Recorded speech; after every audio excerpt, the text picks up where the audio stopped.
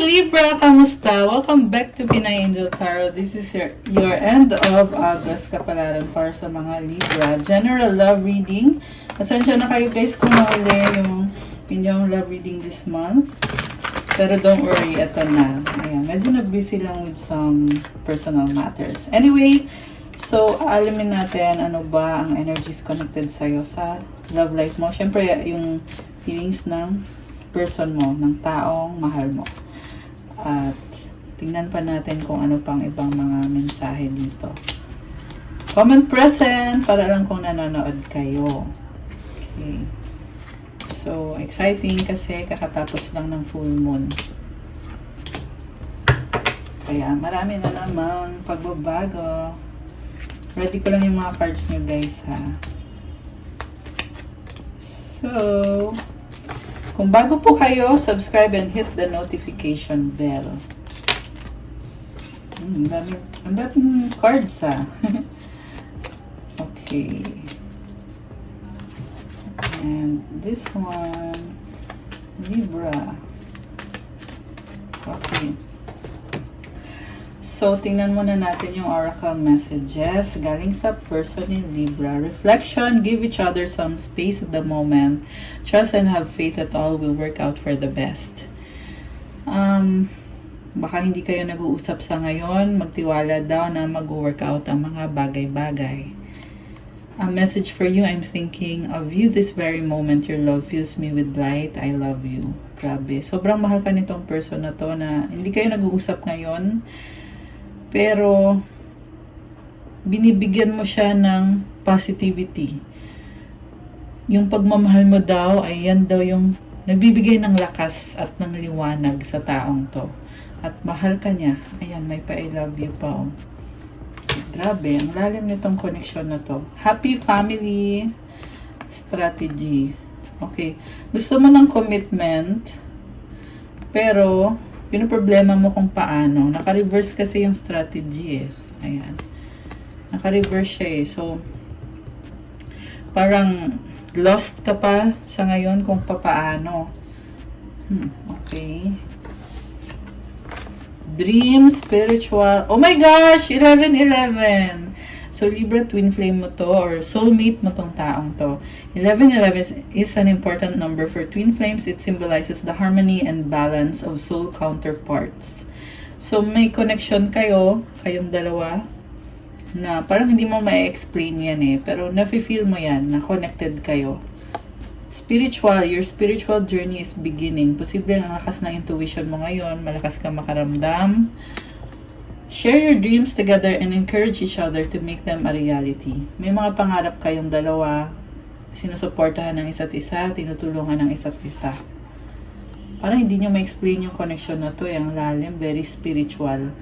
And ang gusto nyo lang mangyari is na maging totoo yung mga pangarap ninyo sa buhay. Okay. From the tarot, so yung person mo ngayon, overall energy, 7 of Cups, nalilito, posible yung mga options na pinag-iisipan. Meron kayong problema, hindi siya makausad. Emotional tong person na to ngayon. Parang feeling niya ang gulo. Magulo yung feelings niya. Na-overwhelm siya sa mga nararamdaman niya. Ang dami niyang pangarap yan. Dami niyang gusto mangyari sa buhay. So siguro ngayon conflicted siya kung ano bang uunahin niya. Nakita ko dito meron pa ring attraction. Ayan. And,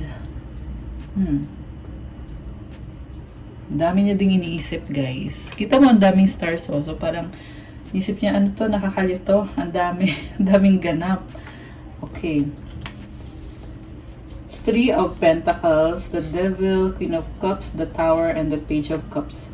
Baka may kadil kang Earth sign, Capricorn, Taurus, Virgo. Merong energy ng water sign, Cancer, Pisces, Scorpio. Yan yung pinakamalakas so far. Although this can be any sign. So, ang nangyayari dito, may partnership kayo. Merong attachment dito, guys. Oh my gosh. Alam mo yung person mo, connected na kayong dalawa eh. Queen of Cups, someone na malalim magmahal, emosyonal, malakas din ang intuition nitong person na to. or baka Capricorn, itong the devil energy. So, possible guys na merong problem dito na nakaka-overwhelm para sa person mo.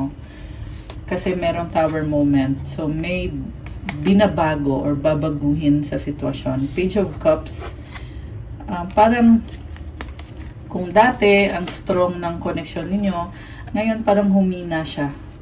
So, kung dati binibigay niya sa'yo yung buo, ng buo yung pagmamahal niya, binibigay niya lahat, ngayon, yung binibigay niya sa'yo, meron pa din naman, pero opportunity na lang. So, parang na-feel ko dito sa person mo, gusto na niyang sumuko eh. Parang ganun yung na-feel niya dito.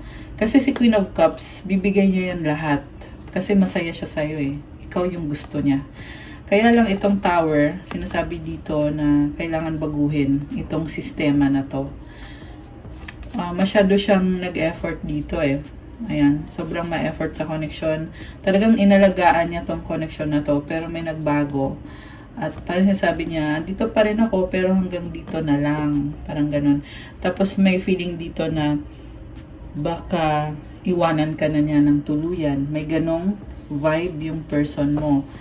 Kasi medyo erratic yung emosyon niya. Merong up and down. So, ibig sabihin, talagang may sarili siyang flow, pinapakiramdaman niya. Dapat bang i-pursue tong relationship na to or hindi? Kita mo yung apoy dito, oh. Posibleng nagkaroon ng pag-aaway, sagutan. Ayan, meron pang lightning. Oh my gosh. So, hardworking itong person mo, someone na ni-enjoy niya yung life niya.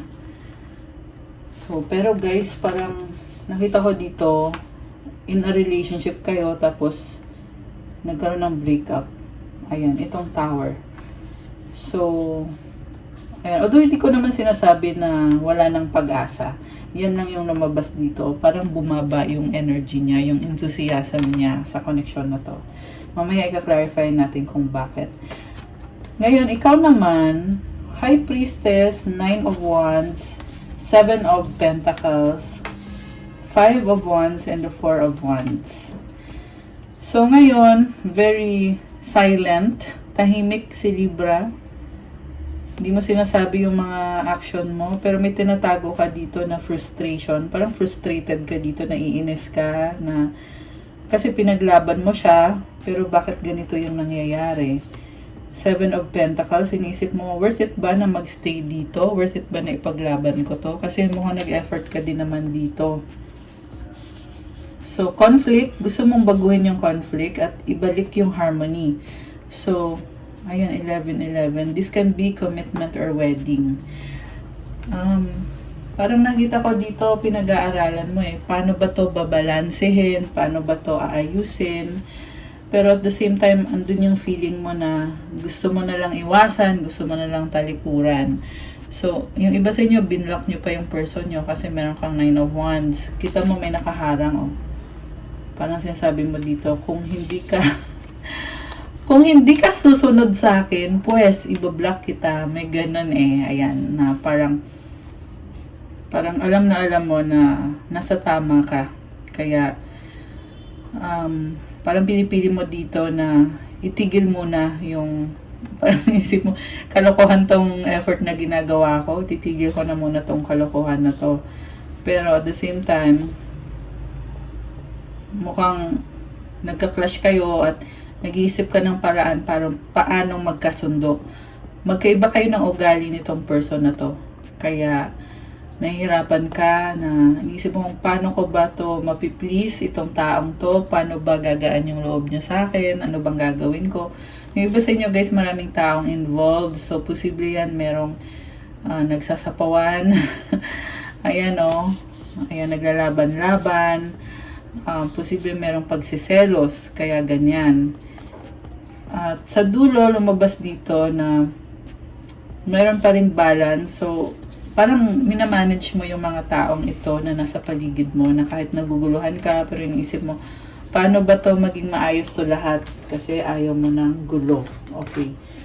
So, tingnan natin yung Queen of Swords. Okay. So, parang ikaw yung nagsasabi dito. na ikaw yung naninindigan eh, na ganito dapat. I-clarify natin yung sa person mo. Ano bang pipiliin itong person ni Libra? Kasi ngayon, ang dami niyang options na tinitingnan, nalilito siya. Okay, Four of Wands. Oh, commitment. So, posibleng pipiliin niya mag-commit or posibleng pipiliin niya na magsaya or magkaroon ng masayang buhay. Kasi may mga tao din dito na lumabas. Four of Swords. Naka-chill lang siya ngayon, pahinga. Parang yung person mo, sa nakita ko dito, gusto niyang gawin kung ano yung magpapasaya sa kanya without chasing. Hindi siya maghahabol. Ayan. Chill lang siya eh. Hindi siya maghahabol, guys. So, Hermit, hindi madali sa kanya, pero yan yung gusto niyang gawin sa ngayon na parang nakita ko dito masaya siya mag-isa. Ayan, masaya siya mag-isa ngayon. Two of Pentacles. Busy din pala tong person mo eh. May career na pinagkakabisihan. Knight of Swords, mabilis na energy. Baka mabilis kumilos yung person mo. Dami niyang ginagawa.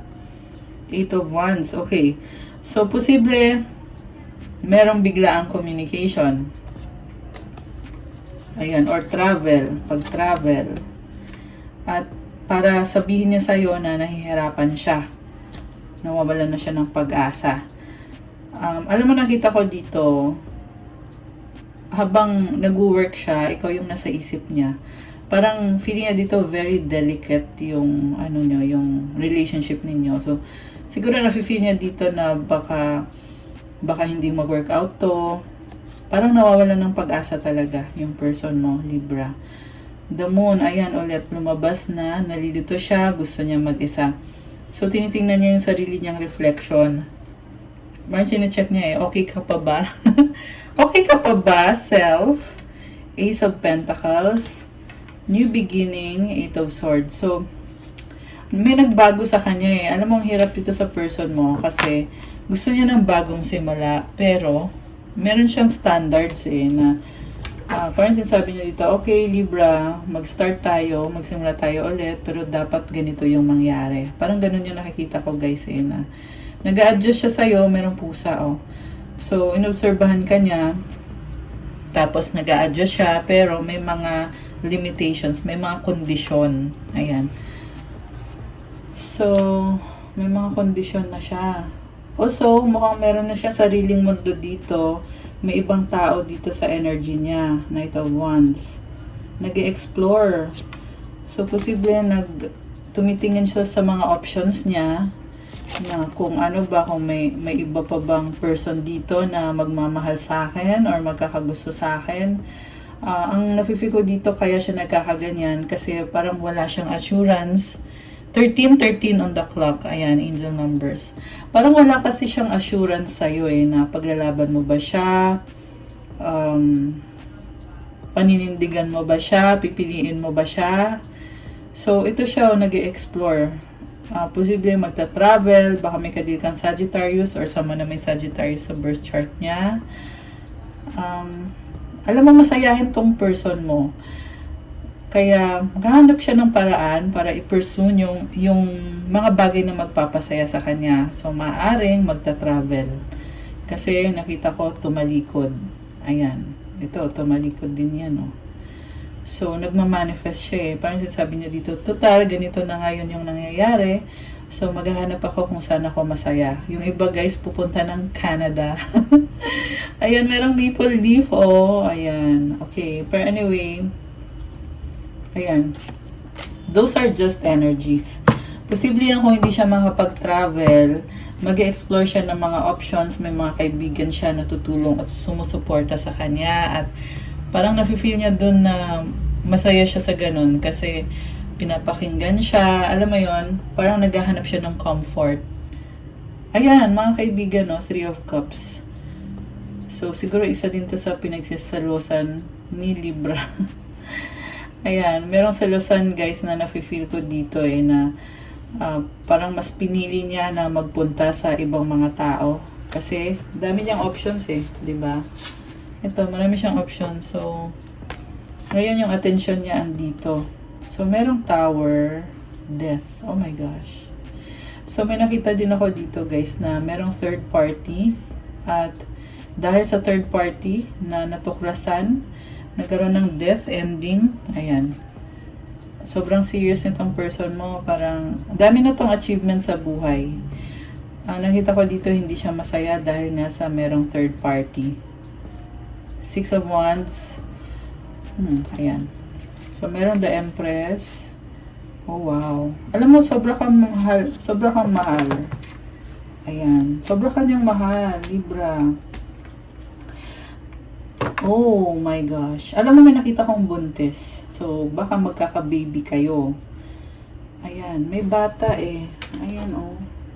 So, si Empress, Judgment, tapos Page of Wands. Ayan, comment nyo dyan yung mga Libra na buntis, Judgment, birth kasi to eh. Tapos ito, bata. Oh my gosh! Guys, ayan. So, sino dyan? Yung may person na buntis.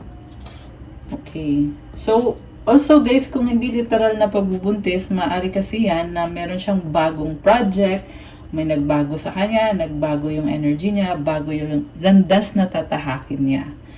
So, ayun. Okay. Dahil to sa third party, may lumabas na third party, hindi siya masaya. Goal-oriented tong person mo. May mga goal talaga, may mga plano siya. So, ngayon, nakikita niya ganito yung sitwasyon. Focus siya ngayon sa goal niya kasi mukhang hindi siya naging masaya dito. Di naman sa wala talagang happiness. Ang sinasabi ko lang, kasi nawawalan nga siya ng pag-asa. Kaya, ganun yung tingin niya sa sitwasyon. Kaya, ganun din yung solusyon na pinili niya or pinipili or pipiliin niya. So, 6 of Wands and the 9 of Cups. Posible guys na magkakaroon pa ulit ng reconciliation pero hindi na kagaya ng dati. Ayan, Libra. Kasi 9 of Cups, mag-isa na siya dito eh. Mas pinipili niyang maging healthy, yung mind niya, yung body niya. So, baka mahilig mag-meditation yung person ninyo. Ayan. Okay, so ano naman ang feelings ni Gemini? Gemini tuloy. Feelings ni Libra. Okay, bakit pinipili mong manahimik? Libra. The Hangman, kasi tinitingnan mo sa ibang angulo yung sitwasyon at gusto mong baguhin, gusto mong ayusin, itama kung alin man yung mali. Pero, hindi ka pa ready eh. Kasi nasa point ka pa lang na pinag-aaralan mo. Wala ka pang effort dito, pero yung pinaplano mo is hindi basta-basta. Malaking plano to. May hawak siyang globe dito. Oh. So, something big is brewing. Wow. Ace of Pentacles. Offer. New beginning. Judgment. Okay. So, posible yan na ibabaling mo sa iba yung attention mo. Kasi may nakita ko dito na merong dalawang anggulo na tinitingnan. Ang laki ng pangarap mo eh. So, siguro, kasi yung person mo umiiwas eh. Nawawalan siya ng pag-asa, humihina yung loob niya. Tapos, ang nakita ko naman sa'yo dito is, merong, baka may iba kang pipiliin, or iba yung priority mo, or money, ayan, finances, and stability. Yan yung gusto mo mangyari sa buhay mo, kasi napakalaki ng pangarap mo. Oh, may nakita akong bagong person, 2 of Cups. So, ayun, posible nga na dun mo i-offer sa another person yung time mo, yung effort mo. Ayan, kasi mo may offer ka na bagong simula. Okay. Ayan. So, ang tanong, mag-workout pa ba to? Kasi yung person mo, di ba, parang sumusuko na yung person mo. Ikaw naman, lumalabas dito na nag-iba na din yung landas mo at meron kang ino-offeran dito na new love, The Moon and the 5 of Pentacles. Confused ka pa sa ngayon at ramdam mo din na ang laki ng nawala sa'yo. So, ayan. Nakakaloka. So, masasabi ko lang dito guys, kung hindi ka pa nag-heal, kung hindi ka pa okay, bigyan mo muna ng time yung sarili mo na mag-heal, i-process. Kasi mukhang sugatan kayo pareho. Sa totoo lang. Ayan oh, sugatan. 3 of Swords. Oh my gosh, nakakaloka. Yung puso ay dinorog ng mga 3 swords. Oh my gosh. Okay, so ayan, yun lang yung ano ko dito, Libra, na kung hindi ka pa tuluyang nag-heal. O, diba? Kasi sa nakikita ko, hindi pa kasi andito yung moon. So, marami ka pang illusions na bakit ganito, bakit ganyan. So, talagang kailangan ng communication dito. Kasi hindi masasagot yan hanggat hindi kayo nag-uusap. Ayan, yung person mo ganun din Ang dami ding illusions at hindi kayo magkasundo. Ganito. Pilay ka dito. May nawala sa'yo. Malaking kawalan. Okay. Ayan, tumalon. So, King of Swords and the Two of Pentacles. Binabalanse mo. Posible yan. Dalawa yung options mo. So, you are weighing, balancing. Very logical. Page of Pentacles. Parang gusto mong mag-sorry. Parang pinipili mo yung isa over the other. 5 of Swords. Meron kayong disagreement. Nahihirapan ka talaga. Parang yung pride mo sinasabi sa'yo, wag na Libra. May ganun May bumubulong sa'yo na, Libra, wag ka na dyan. May ganun. So, pag-isipang mabuti. Okay? Knight of Swords, the Fool. Mabilis na energy. Merong nag-aaway dito.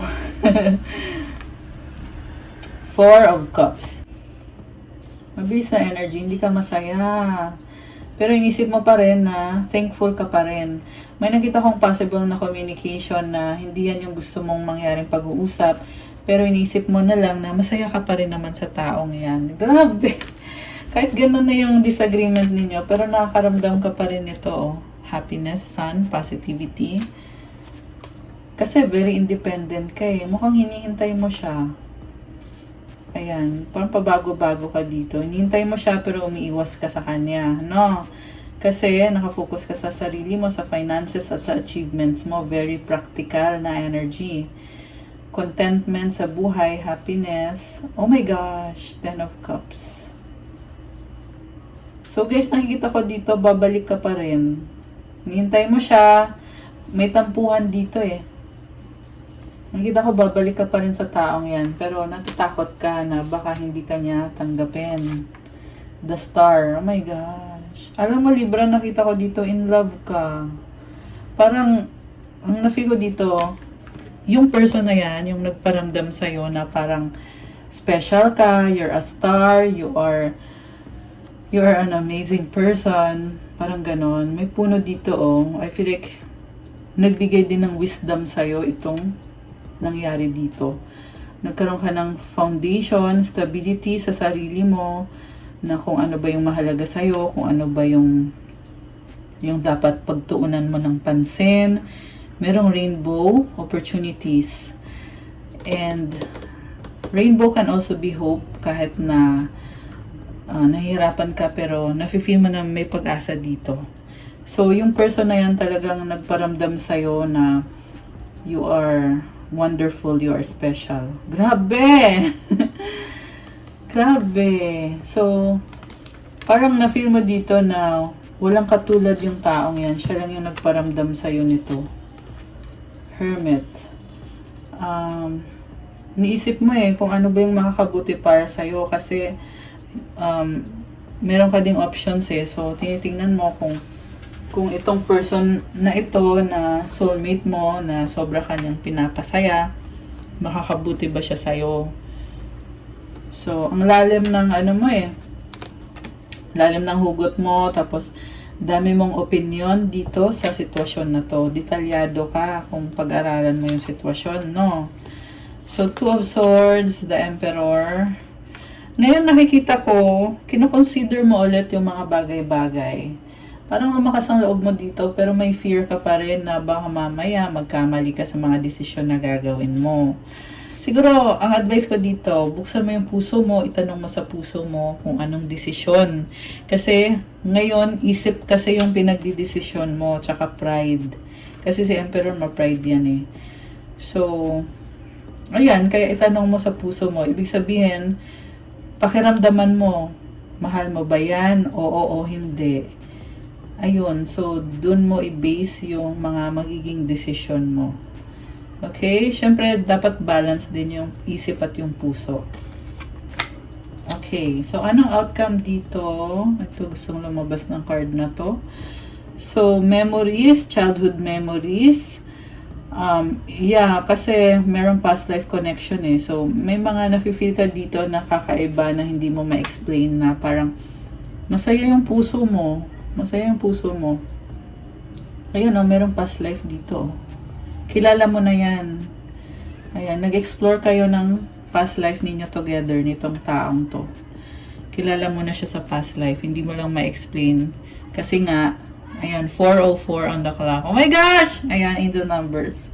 So, yun, hindi mo lang ma-explain talaga kung bakit ganun yung nararamdaman mo. Pero yung person na yan ay, dati na din kayong naging mag-partner or nagmahalan kayo.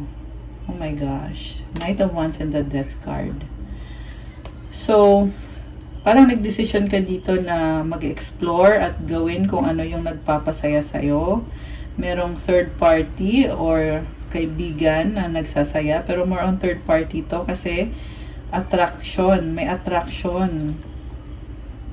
Pero, parang iniingatan mo yung sarili mo. Parang nagiging maingat ka na sa pag-entertain ng third party. At mas nag-focus ka sa responsibilidad mo kasi may burden ka dito. Chariot and the Eight of Pentacles. So, parang ang daming ganap. Hinihintay mo pa rin yung person mo. Yung iba sa inyo ay LDR. Ayan, long distance. Okay. Parang nagbabago-bago yung nararamdaman mo sa sitwasyon. Merong iiwas ka, tapos merong biglang babalik ka, may ganon. Merong bagong simula na lumabas, pero may mga kondisyon ka na eh. Ayan, Libra, may mga kondisyon na dito. So, the Lovers is about making a decision kung sinong pipiliin mo at mamahalin mo. May nakita kong bahay. Maraming tao. So, overthinking ka dito kasi unfinished business with your person. 555 on the clock. Oh my gosh. Ayan. So, kailangan baguhin talaga kasi hanggat hindi nakapag-desisyon, ito yung mangyayari. Mapapa-overthink ka. Yung iba parang hindi na talaga, halos hindi na makatulog. No, oh my gosh. So, excuse me. Ayan. Nagsip lang ako ng water. Kasi ang haba na ng reading. So, ito, ang daming mangyayari pa dito. Libra. Dito sa connection na to, ang dami pa mangyayari.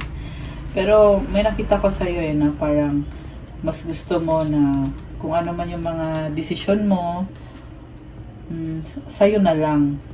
Parang gusto mo maging malaya. Ayan yung lumabas dito, guys. So, Knight of Cups, Ace of Swords, Three of Swords. Okay. May tinatago ka pa rin sa kanya.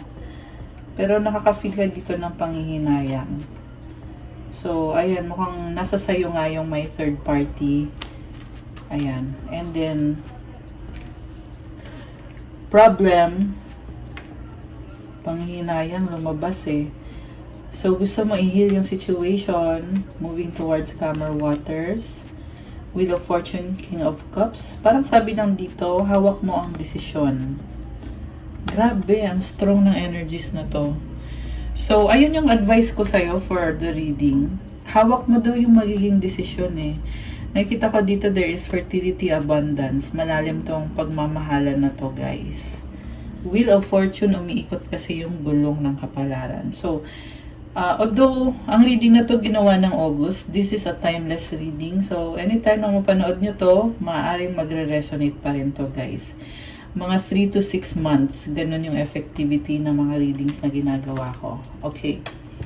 So, temperance, nag-a-adjust ka, gusto mo ng balance and harmony, ready ka na para ipaglaban kung ano yung tama.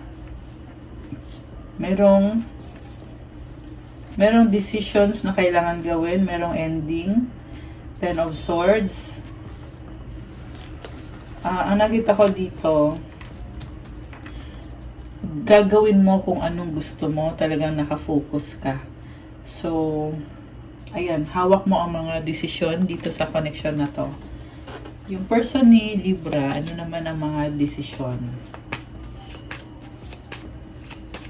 Okay. Two of Cups, new love. Bakit new love? Oh my gosh, the Lovers! Alam mo, nakahati siya. Nakahati siya, Libra. Parang part of this person, ikaw yung pinili. Tapos partly, natuto na siya. So, parang andun pa rin yung conflict sa loob-loob niya. Ace of Wands. This person will follow his or her heart. Pareho lang kayo, sa totoo lang. Ikaw, if-follow mo din yung heart mo, siya ganun din. May nakita kong new love sa kanya eh. So, posible ibang lalaki o babae. 'Di ba? Ibang option. Sun. Okay, so, siya na mismo din magdidesisyon. Chariot. Hindi mo to mapipigilan, gagawin niya talaga kung anong gusto niya. Tumalikod. 8 of Cups. Ayan. 333 on the clock. Oh my gosh. Ayan, angel numbers. So, ayun, tuluyan ng tumalikod yung person mo. Tampuhan to eh. So, ayan, based sa reading natin, yung mga desisyon, ikaw naman ang makakapagsabi niyan. Libra. Desisyon mo yan. Okay, kung magsistay, paglalaban ba? Or, ilalet go ba? Pero kasi, sa nakita ko, yung person mo ay yung mahina ang loob. Ayan. Ito yung mga mensahe na gustong sabihin ng person mo sa'yo ngayon. Kuha na din ako ng advice card para sa'yo. Anong advice? Okay. So, ito yung mga mensahe. You and I were too young. I bury myself in work to forget you. You don't know how hard it was to let you go. I wonder if you're happy without me. I'm so attracted to you. Alam mo, kahit parang sinasabi niya dito na hindi kayo nag-workout at sobra siyang nahihirapan at pilit niyang yung attention niya tsaka yung focus niya, pilit niyang iniiwas or pilit niyang binibigay sa ibang bagay yung attention niya. Pero andun pa rin yung attraction. Ayan. So, meron pa rin talaga. May something pa rin talaga. So, nag-iisip siya, masaya ka ba na wala ako? Kasi, sobra akong nahirapan. You don't know how hard it was to let you go. Ayan. So, kung ganun yung struggle ninyo, bakit pa kayo maghihiwalay? Diba? Tanong nyo yung puso nyo kung ano ba yung nararamdaman nyo. At kung ano yung magiging desisyon nyo. Siyempre, pag-isipan nyo rin. Ang advice sa'yo, doubt. Offering all to the divine doesn't mean negativity never arises. But you can say, free me from this prison of doubt. I cast this burden to you. Show me your will and restore me to faith and confidence. So, oo, madasalin ka, pero bakit nangyayari pa rin sa'yo to? Ganon talaga ang life. Meron talaga mga ganyan. Pero, i-free mo daw yung sarili mo sa doubt na yan. Yung burden mo, i-surrender mo kay God. At ipagdasal mo na ipakita sa'yo kung ano yung plano ni God para sa'yo. At ipagdasal mo na ibalik yung faith mo at yung confidence mo sa sarili mo at sa sitwasyon. Ayan. Parang nababawasan yung faith and confidence mo. Kailangan magdasal, humingi ng guidance kay God. Okay? Para ma-heal mo yung sarili mo with the help of God through your prayers. para matanggal na yung mga burden sa situation. I-surrender mo kay God. Ayan. Okay? Okay guys, that's what I have for you, Libra, para sa iyong August Kapalaran. Thank you for watching. I-like nyo na tong video na to. Comment kung nag-resonate ba or kung nagustuhan nyo ba. Kung hindi nag-resonate, okay lang, i-comment nyo pa rin. Subscribe and hit the notification bell. Kung kailangan nyo ng gabay, kung nag-resonate kayo at kailangan nyo ng more information, you can book a private reading. May bayad po yun kasi ikaw mismo yung i-reading. Tingnan nyo na lang sa description box, message nyo ko sa Viber or sa WhatsApp para mas mabilis. If you want to start your crystals journey, may mga crystals po available para sa iba-ibang benefits. Merong pa-attract ng love, ng money, wealth, prosperity, abundance, focus, motivation, mental clarity, manifestation, protection, marami pang iba, and lahat ng mga bracelets ay merong special prayer and mantras na nilalagay dyan to enhance and to bring out the best energy ng mga crystals at specific prayers and intentions para sa'yo. So, message nyo na lang ako, guys. Thank you so much, Earth Angels, mga Libra. Have a good day. God bless you. Stay safe. I'll see you again soon. Love you, guys. Thank you. Thank you. Bye!